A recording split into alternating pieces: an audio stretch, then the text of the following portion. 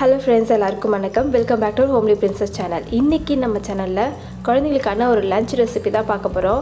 இது லஞ்சுக்கு மட்டும் இல்லைங்க, டின்னராக கூட கொடுக்கலாம். ப்ரோட்டீன் அதிகமாக இருக்கிற மாதிரியான ஒரு லஞ்ச் ரெசிபி இது. உங்களுடைய குழந்தையோட வெயிட்டை டபுள் மடங்காக இன்க்ரீஸ் பண்ணும். அந்த அளவுக்கு ரொம்ப சூப்பரான ஒரு ரெசிபி. ஸோ வீடியோ ஃபுல்லாக ஸ்கிப் பண்ணாமல் பாருங்கள். வாங்க வீடியோக்குள்ளே போகலாம். வீடியோக்குள்ளே போகிறதுக்கு முன்னாடி நம்மளோட சேனலை மறந்துடாமல் சப்ஸ்கிரைப் பண்ணிவிடுங்க.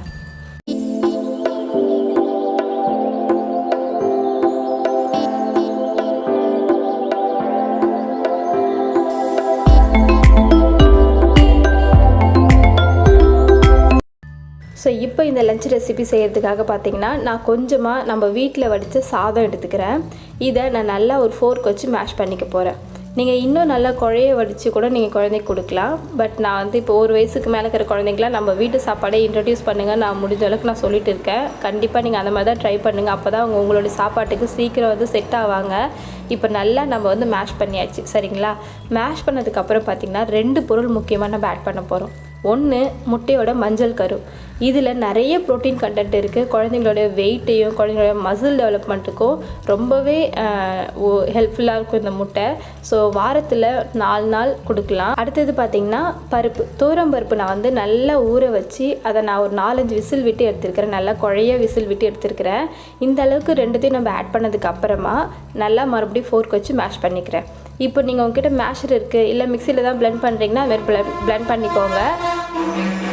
ஆனால் குழந்தைங்களுக்கு பார்த்திங்கன்னா அடிக்கடி மிக்சியில் அரைச்சி கூழ் மாதிரியே கொடுத்துட்டு இருக்காதிங்க. அந்தந்த ஸ்டேஜ் வரும்போது அந்தந்த கன்சிஸ்டன்சியில் கொடுக்கணும்.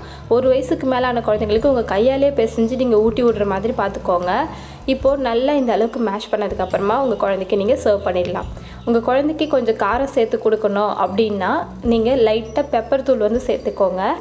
அதே மாதிரி 1 வயசுக்கு மேலே இருக்கிற குழந்தைங்களுக்கு லைட்டாக ஒரு பிஞ்ச் அளவுக்கு சால்ட் சேர்த்துக்கலாம். ஏன் சொல்கிறேன்னாக்கா, 1 வயசுக்கு மேலே இருக்கிற குழந்தைங்களுக்கு பார்த்திங்கன்னா டேஸ்ட் கொஞ்சம் என்ஹான்ஸ் பண்ணணும்னு தோணும். ஸோ அப்போ சால்ட் சேர்த்து கொடுக்கலாம்.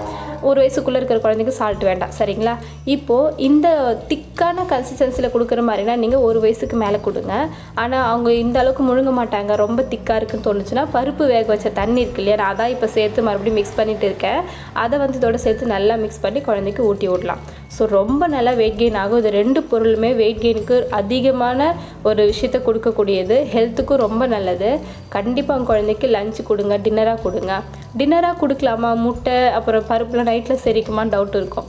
தாராளமாக கொடுக்கலாம். குழந்தை தூங்குறதுக்கு 1.5 மணி நேரத்துக்கு முன்னாடியே நீங்கள் டின்னர் கொடுத்து முடிச்சிருங்க. நான் எப்பயுமே சொல்லுவேன். ஏன்னா அப்போ தான் அவங்க ஆக்டிவாக விளையாடுவாங்க, அவங்களுக்கு எல்லாமே செரிச்சிடும். ஸோ நல்லாவும் தூங்குவாங்க, அவங்களுக்கு எந்த டைஜஷன் ப்ராப்ளமும் வராது. ஸோ இந்த ரெசிபியை பொறுத்த வரைக்கும் 8 மாதத்துலேருந்து எல்லா குழந்தைக்குமே நீங்கள் கொடுக்கலாம். அதாவது 8 to 2 வயசு அந்த அளவுக்கு நீங்கள் கொடுக்கலாம். கன்சிஸ்டன்சி மட்டும் பார்த்து கொடுங்க.